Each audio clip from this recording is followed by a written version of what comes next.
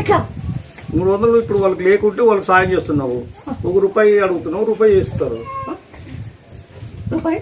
రూపాయి ఎక్కువ వెళ్ళట్టు ఇస్తారు. ఇల్లు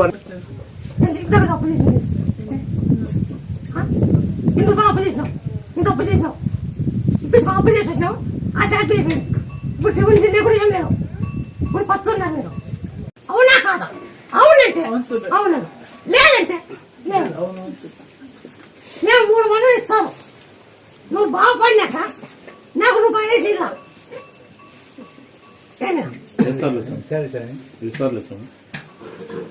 అసలు నేను మెక్కలు పెట్టి పోయినా 300 వచ్చింది. నాకు మెక్కలు పెట్టి పోయింటే నాకు 300 వచ్చింది. ₹10 గుర్తుగా పెట్టుకోండి.